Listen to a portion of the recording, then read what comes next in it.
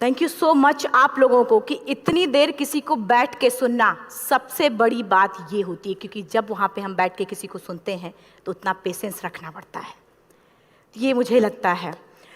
और एक्चुअली मैं 26 साल की हूँ। 2011 में चलती ट्रेन से मुझे कुछ बदमाशों ने, मैं वॉलीबॉल चैंपियन भी रह चुकी हूँ, 2011 में चलती ट्रेन से मुझे बदमाशों ने एक गोल्ड चेन पहनी थी, चलती ट्रेन से मुझे उठा के बाहर फेंक दिया था। लखनऊ से दिल्ली आ रही थी मैं। कंपार्टमेंट में बहुत सारे, जनरल कंपार्टमेंट था, बहुत सारे लोग थे, किसी ने मना नहीं किया। एक प्लेयर का जो स्पिरिट होता है वो अपने आप, जब कोई छीनने की कोशिश करता कुछ भी, वो देता नहीं है, तो मेरे में भी था। मैंने मना किया और उन्होंने मुझे चलती ट्रेन से, वो 4-5 थे, उन्होंने बाहर फेंका। दुर्भाग्य ये था कि उसी समय दूसरी ट्रैक से ट्रेन आई और मैं उस ट्रेन में टकराई, फिर नीचे गिरी, दोनों ट्रेनें निकल गईं। कुछ देर बाद मैंने हाथ को ऐसे रख के उठने की कोशिश किया तो देखा कि मेरा पैर कट चुका था। थाई को उठा के देखा, मेरा पैर ऐसे जीन्स में लटका हुआ था, ब्लड फोर्सफुली निकल रहा, दूसरे पैर की हड्डियाँ टूट टूट के बाहर निकल चुकी थी। पूरी रात मैं चिल्लाती रही ट्रैक पे, छोटे छोटे पत्थर होते ऐसे चिल्लाती रही कि कोई बचा ले, कोई बचा, कोई नहीं आया बचाने। और जब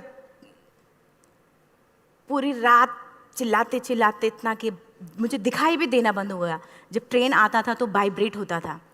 इतना ही नहीं, फ्री का इनविटेशन भी लोगों को मिल गया था, कुछ लोगों को। ट्रैक पे आपने ट्रेन की ट्रैक पे छोटे छोटे चूहे देखे होंगे, मेरे कटे हुए पैर पे आग के मेरे पैर कुतर रहे थे। मेरा मैं ब्रेन कॉन्शियस मेरा पूरा काम कर रहा था मेरे, लेकिन बॉडी में कोई भी मूवमेंट नहीं था। पूरे पल में वही चीज़ें सोच कि कैसे मैं अपने आप को कैसे बचा पाऊँ। लेकिन करीब पूरी रात ऐसे बीता। सुबह गांव वालों ने मुझे बरेली डिस्ट्रिक्ट हॉस्पिटल यूपी में है, वहाँ पे हुआ था ये। सुबह गांव वालों ने मुझे उठाया, डिस्ट्रिक्ट हॉस्पिटल ले जाके रखा, तो फार्मासिस्ट, डॉक्टर, सीएम, जितने लोग थे आपस में बातें कर रहे, अरे हमारे पास तो एनेस्थीसिया नहीं है, ब्लड नहीं है, इसका इलाज शुरू करें तो हम कैसे करें। मुझे भी नहीं दिखाई तो नहीं, लेकिन मेरा सुनाई दे रहा था सब कुछ वहाँ पे। कहाँ से हिम्मत आई मुझ में, मुझे भी नहीं पता। मैंने बोला वहाँ पे कि सर जब मेरा पूरा पैर कटा, तब मैंने इतनी देर रेलवे ट्रैक पे थी, मैं उस चीज़ को बर्दाश्त किया, तो अभी तो आप मेरे अच्छे के लिए मेरे पैर काटेंगे। शायद आपको यकीन नहीं होगा, या फिर कभी आप लोगों ने ये चीज़ नहीं देखी, कोई डॉक्टर या फार्मासिस्ट अपना ब्लड दे के किसी पेशेंट को बचाया। मेरी इस बात को सुनने के बाद वहाँ के डॉक्टर और फार्मासिस्ट दोनों ने एक एक यूनिट ब्लड दिया और मेरे पैर को बिना एनेस्थीसिया अलग कर दिया गया। आज भी मैं उस दर्द को महसूस करती हूँ, जब भी मैं जब बोलती हूँ तब तब मैं वो चीज़ें महसूस करती हूँ। उसके बाद जब बात मीडिया में आई, लोगों को पता चला कि रिमा नेशनल प्लेयर है, KGMC king George medical college Lucknow में एडमिट करा, लखनऊ से फिर sport minister, AIIMS trauma centre Delhi. तब तक सब ठीक ठाक चल रहा था, प्लेयर होने की वजह से अच्छा ट्रीटमेंट मिलना शुरू हुआ। करीब 4 महीने मैं एम्स में रही। एम्स में रहने के बाद जब मैं थोड़ा ठीक हुई, करीब 25 दिन बाद जब ठीक हुई, न्यूज़पेपर में गोल गोल लिख के आ रहे कि अरुणिमा के पास टिकट नहीं था, अरुणिमा ट्रेन से कूद गई। उसका खंडन किया घर वालों ने, फिर बोला कि अरुणिमा सुसाइड करने गई थी। जिस लड़की का शरीर का एक अंग कट चुका, पूरी जिंदगी का पता नहीं कि व्हील चेयर है, बैसाखी या पता, यहाँ तक कि मेरे स्पाइन में 3 फ्रैक्चर था, मुझे ये भी नहीं पता था कि मैं बेड से उठ भी पाऊंगी कि नहीं। अंदाजा लगाया जा सकता, सिर्फ अंदाजा लगाया जा सकता है कि उसकी दिलो दिमाग पे क्या चल रहा होगा, उस परिवार की क्या स्थिति रही होगी, जब जिस परिवार की एक यंग एज लड़की का इस तरीके का सिचुएशन हुआ हो। फिर भी कहते हैं कि जहाँ चाह होती वहाँ राह मिली जाती है। एम्स के हॉस्पिटल के बेड पे मैंने डिसाइड किया, क्योंकि अपनी बातें हम चिल्ला चिल्ला के करें, वो सिस्टम की इतनी हाई लेवल की बातें हो रही थी कि हम एक मध्यम वर्गीय फैमिली से थे, हम अपनी बातें चिल्ला चिल्ला के कह रहे थे, लेकिन कोई नहीं सुन रहा था। लेकिन कहते हैं मैंने अपने दिल, दिमाग, अंतरात्मा से ये चीज़ सोच लिया कि ठीक है, आज आपका दिन है, जितना चाहो बोल लो, एक दिन तो मेरा दिन आने वाला, मैं प्रूफ कर दूंगी कि मैं क्या हूँ, मैं क्या थी, ये मैं प्रूफ कर दूंगी। हॉस्पिटल के बेड पे डिसाइड किया वॉलीबॉल लाइफ का सबसे टफ गेम करना है, तब मैंने माउंटेनिंग चुना। जब मैंने माउंटेनिंग कहने और करने में बहुत फ़र्क होता है। जब मैंने माउंटेनिंग की बात सोची और लोगों के सामने, सबसे बड़ी चीज़ थी सही गाइडेंस में ट्रेनिंग लेना, दूसरा स्पॉन्सरशिप। इतना बड़ा एक साथ तो मैंने 40 से 50 लाख मैंने वाकई में कभी नहीं देखे थे पहले। मेरे लिए बहुत बड़ी चीज़ थी वो इकट्ठा कर पाना। जब मैंने लोगों के सामने रखा कि मैं माउंटेनिंग करना चाहती हूँ, एवरेस्ट के लिए मुझे ट्राई करना है, हर किसी ने मुझे बोला कि क्या है, पागल हो चुकी हो क्या, तुम्हारा दिमाग खराब हो चुका, तुम कभी नहीं कर सकती माउंटेनिंग। एक पैर आर्टिफिशियल है, दूसरे में रॉड है, और तुम्हारा दिमाग खराब है, स्पाइन में भी फ्रैक्चर है, तुम पागल होगे, चुपचाप कोई नौकरी करो, जीवन यापन करो। क्योंकि लोगों का सबसे बड़ा प्रॉब्लम ये होता, लोग फिजिकल देखते, पैरों को मेरी अंतरात्मा में क्या चल रहा था वो तो किसी को पता ही नहीं था। मुझे लगता है कि आज यहाँ पे मैं भी सुबह से देख रही हूँ, इतने अच्छी अच्छी चीज़ें मैंने सीखी यहाँ पे, बहुत बड़े बड़े स्पीकर को शायद आप लोगों ने भी सुना। आज मैं भी आपको यहाँ पे कि चाहे जितना मोटिवेट करूँ, चाहे जितना चीज़ें मैं बताऊँ, लेकिन मुझे लगता है सबसे बड़ा मोटिवेटर कौन होता, आप खुद। जिस दिन किसी भी लक्ष्य के प्रति आपकी अंतरात्मा जाग गई, आपको कोई नहीं रोक सकता उस लक्ष्य को पाने में। ये मैं किताब से बातें नहीं बोल रही हूँ, ये मैं एक एक पल मैंने मैं कोई भी किताब की बातें नहीं, एक एक पल आज जो मेरा 26 साल का एक्सपीरियंस है वो मैं बता रही हूँ सिर्फ आपको। उसके बाद किसी तरीके से मैनेज किया मैंने। भाई साहब, मेरा परिवार मेरा बैकबोन था। परिवार ने मुझे, भाई साहब ने मुझे कहा कि मैडम बछेंद्री पाल जिन्होंने 1984 में एवरेस्ट समिट किया, उनसे मिलते हैं, वो जरूर कुछ ना कुछ करेंगे। हॉस्पिटल से निकलने के बाद मेरे राइट लेग में स्टिचेस लगी थी। मैंने डायरेक्टली घर जाने की बजाय, जब लोग ये सोचते हैं कि मुझे अपना जीवन यापन कैसे करना है, जब लोग ये सोचते हैं कि मुझे अपनी ज़िंदगी के मेरे दिमाग में सिर्फ 2 चीज़ें चल रही थी, मुझे इनका जवाब कैसे देना है और एवरेस्ट समिट कैसे करना है। फर्स्ट तुरंत गए बछेंद्री मैम के पास। जब मिले, मैम ने फर्स्ट टाइम जब मुझे देखा तो उन्होंने कहा, अरुणिमा, उनकी आंखों में आंसू आ गए। उन्होंने बोला, अरुणिमा, तूने ऐसी हालात में एवरेस्ट जैसे दुरूह पहाड़ के बारे में सोचा तो तूने अपने अंदर तो एवरेस्ट फतह कर लिया, अब तो सिर्फ लोगों के लिए। मेरे परिवार को छोड़ के बाहर की पहली ऐसी महिला थी जिन्होंने मुझ पे भरोसा किया था कि हाँ अरुणिमा, तुम कर सकती हो। मेरे लिए वही बहुत बड़ी चीज़ थी। प्लानिंग भी कर ली, मैम भी मिल गई, सब हो गया। लेकिन जब उतरते हैं फील्ड में तब पता चलता कि हम क्या हैं। रोड हेड से मैं पहुंच गई। मैडम ने कहा कि ठीक है, तुम्हारे कहने, तुम्हारे सोचने से कुछ नहीं होगा अरुणिमा, प्रूफ करो कि कर सकती हो। मैंने कहा बस एक मौका चाहिए मुझे। वाकई में जब मैं माउंटेन में पहुंची, रोड हेड से बेस कैंप लोगों को 2 मिनट लगता था, मुझे 3-3 घंटे लगते थे, क्योंकि मेरे राइट लेग की हड्डियां भी नहीं जुड़ी थी। लेफ्ट मेरा आर्टिफिशियल लग चुका था, लेकिन स्टंप एकदम रेड, उसका मतलब घाव एकदम नए थे। मैं अगर पैर रखती थी तो मेरे पैर से जोर से अगर दबा देती थी तो पैर से मेरे ब्लड आने लगता था। सारे लोग नॉर्मल थे वहाँ पे। हर कोई ये बोलता कि एक पीक के लिए जाते थे तो हर कोई मुझे ये बोलता कि अरुणिमा, तुम धीरे धीरे आओ। मेरे दिमाग में हर बार यही बात चलती थी कि क्या है, मैंने एवरेस्ट का प्लान किया, मैं इनके बराबर भी नहीं चल पा रही हूँ। खुद से संकल्प लिया कि कोई बात नहीं, एक दिन ऐसा आएगा कि मैं इनसे पहले जाऊँगी। और आपको शायद यकीन ना हो, आने वाले 8 महीने बाद पूरा का पूरा वेट उठा के बेस कैंप से साथ निकलते और टॉप पे पहले पहुंचते। ऐसे करके देखते थे कि अरे ये लोग तो पीछे। खुशी होती थी। उससे भी ज़्यादा मुझे खुशी तब होना शुरू हुआ जब वो सारे लोग आके मुझसे ये पूछते, मैडम खाते क्या हो, बता दो। पैर नहीं है फिर भी कैसे चलते हो। उसके बाद पूरा मुझे स्पॉन्सरशिप मिला। मैं जब एवरेस्ट के लिए गई, मेरे लिए सबसे बड़ा, एवरेस्ट की जर्नी में मेरे सबसे बड़ा चैलेंज यही था कि दूसरे को समझा पाना। मैं नहीं समझा पाती कि भाई मैं कर सकती हूँ। जब मैं एवरेस्ट के लिए गई, शेरपा होता, शेरपा को जब ये बात पता चला कि मेरा प्रोस्थेटिक लेग है, आर्टिफिशियल लेग है, दूसरे में रॉड, बोला नहीं ले जा सकता, इसकी वजह से तो मेरी भी जान जाएगी। मैडम ने, हमने सबने कन्विंस किया किसी तरीके से। मन वाकई में जो टीवी में हम और उसमें फोटोज़ में देखते हैं, ब्लू और ग्रीन आइस, हिला देने वाला होता। जितना सुंदर दिखता उतना ही हिला देने वाला होता। जब मैं हमारे ग्रुप में 6 लोग थे, रॉकी एरिया तक मैं सबसे पहले थी, लेकिन जैसे ही मैं ग्रीन और ब्लू आइस में गई, मेरा आर्टिफिशियल लेग स्लिप कर जाता था। फ्रंट पॉइंटिंग से, जब मैं फ्रंट क्रैम्पोन से फ्रंट पॉइंटिंग मारती थी, लेफ्ट से पेन होता था तब भी करते, लेकिन आर्टिफिशियल जैसे फ्रंट पॉइंटिंग मूव हो जाता, मेरा पैर ही मूव हो जाता था। शेरपा मुझे बोला नहीं हो सकता अरुणिमा, जबरदस्ती मत करो। मैंने कहा कुछ नहीं, ये मेरा पैर है, मैं जानती हूँ कैसे चलेगा। फाइनली 1, 2 बार, 3 बार करने, 4 बार, 5 बार होल हो जाता था। आइस थोड़ा टूट के निकलता था तो मैं वहाँ पैर रख के जाती थी। कैंप 3 तक ठीक था, प्रॉपर एक्लिमेटाइज किया अपने आप। कैंप 3 तक जनरली गए।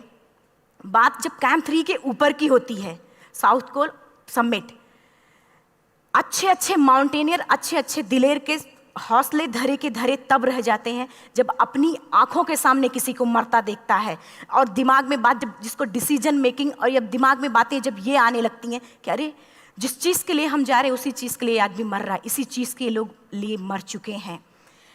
रात में क्लाइंबिंग, ज़्यादा से ज़्यादा माउंटेनिंग रात में की जाती है क्योंकि वेदर शांत होता है। जब मैं रात में निकली साउथ कोल से, कैंप 4 से, मेरी हेडलाइट जिधर ही हेडलाइट जा रही थी उधर ही डेड बॉडीज़ मुझे नज़र आ रही थी।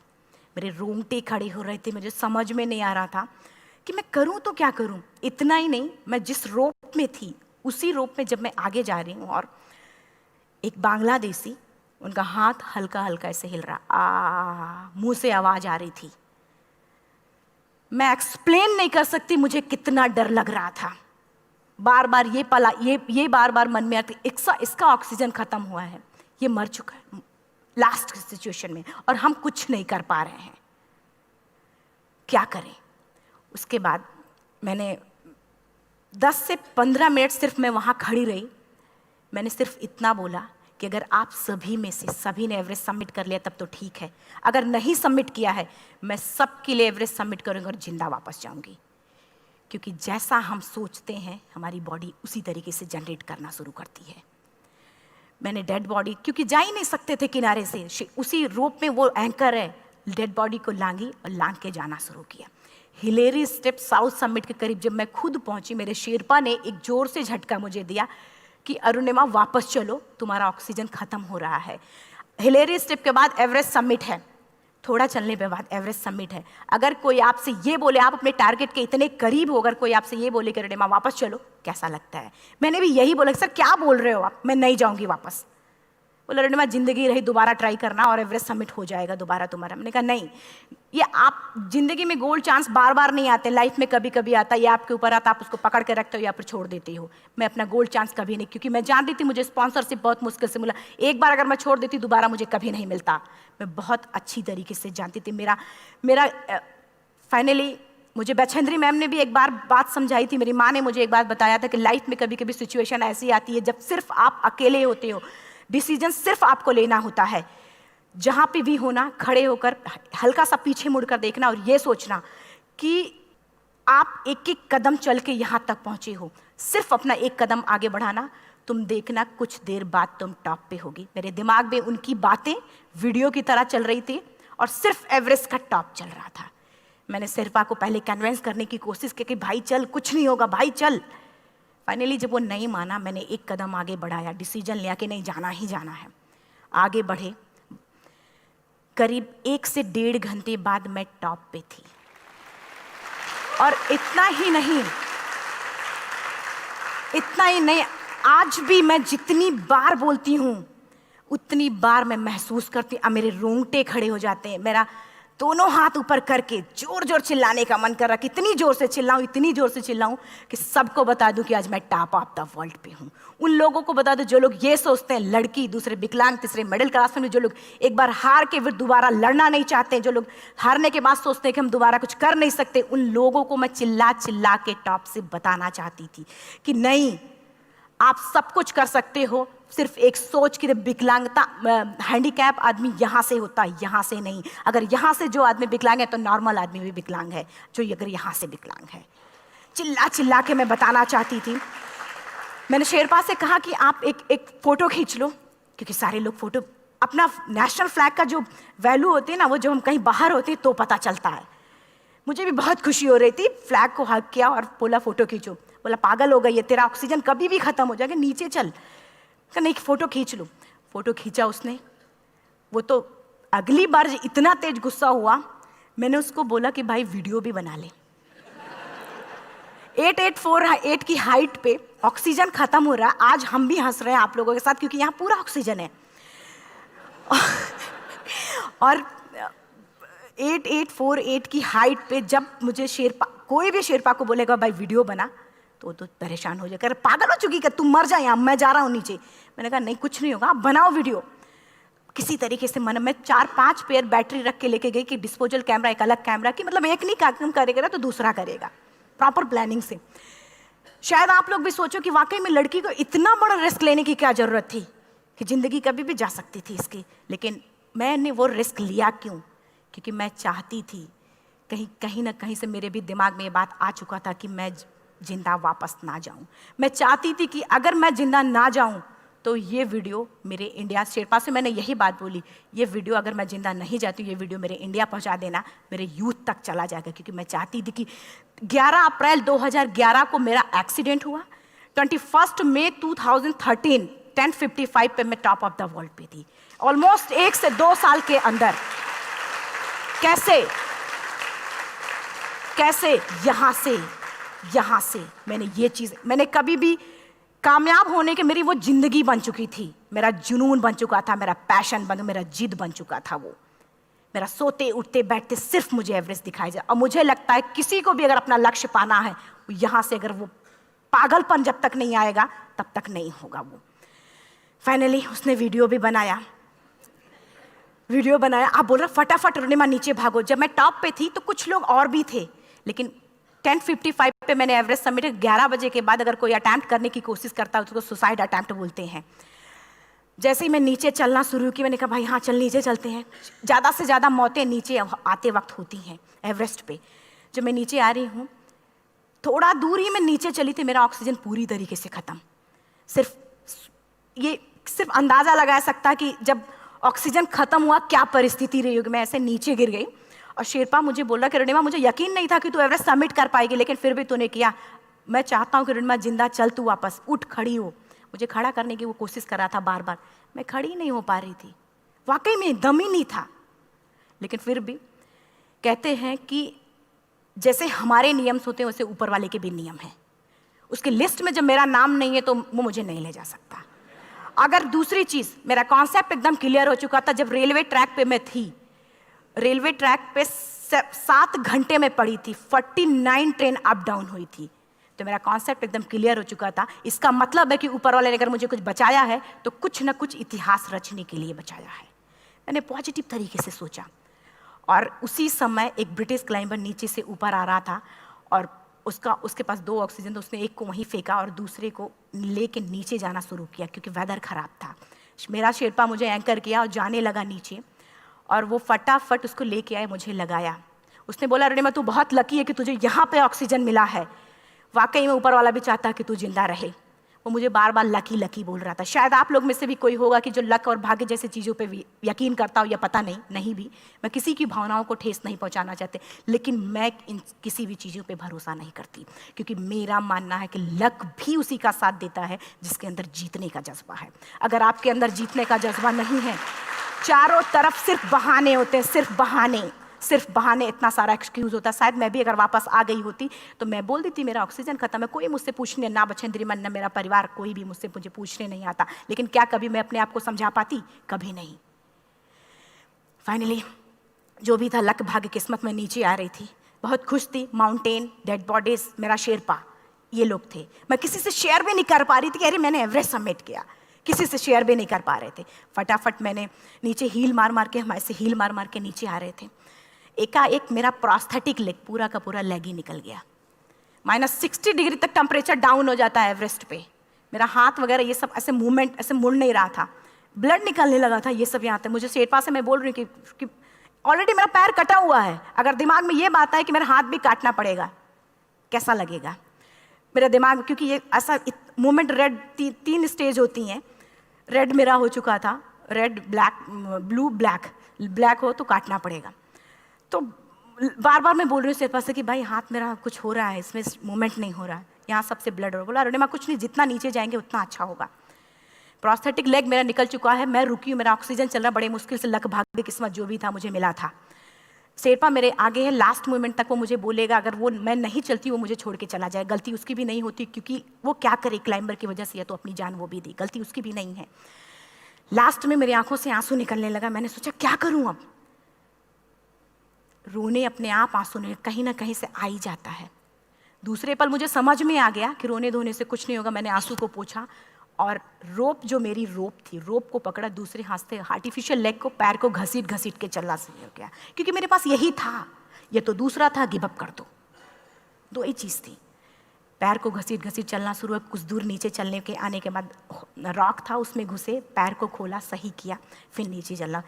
Camp 4 to summit to camp 4 3500 feet है, और इसमें टोटल जनरली लोग 16 से 17 घंटे में समिट कर लेते हैं। मुझे टोटल 28 घंटे लगे थे। हर माउंटेनियर, चाहे बाहर का या फिर इंडिया का, हर किसी ने ये मान लिया था कि अरुणिमा जिंदा वापस नहीं आएंगी। हर किसी ने ये चीज़ मान लिया था। लेकिन मुझे लगता, जब मैं वापस साउथ पोल पहुंची, जब मैं टेंट का जिप खोला, मैंने हर किसी ने कहा कि अरे तू यहाँ है, हम तो सब सोच लिए थे तू चली गई। हर किसी ने ये बोला था। फिर सब खुशी मना रहे थे हम सब। देखिए, ये सब बताने का मेरा सिर्फ एक मकसद था कि सब कुछ हम में है, हम जैसा चाहें वैसा कर सकते हैं। ऑलरेडी टाइम हो चुका है। मैं एक चार लाइन की पंक्ति सिर्फ बोलूँगी। मैं एक्चुअली, मेरा एम है कि मैं वर्ल्ड के जो कॉन्टिनेंट हैं, कॉन्टिनेंट के हाईएस्ट पीक समिट करूं। एशिया का एवरेस्ट हो चुका है, अफ्रीका के किलिमंजारो हो चुका है, यूरोप का एल्ब्रुस हो चुका है। 23 नवंबर को मैं जा रही हूँ ऑस्ट्रेलिया हाईएस्ट पीक के लिए। बस आप लोगों की गुड विशेस चाहिए। और 4 लाइन, अभी तो इस बाज की असली उड़ान बाकी है, अभी तो इस बाज की असली उड़ान बाकी है, अभी तो इस परिंदे का इम्तहान बाकी है, अभी अभी मैंने लांघा है समुद्रों को, अभी तो पूरा आसमान बाकी है। Thank you so much, thank you.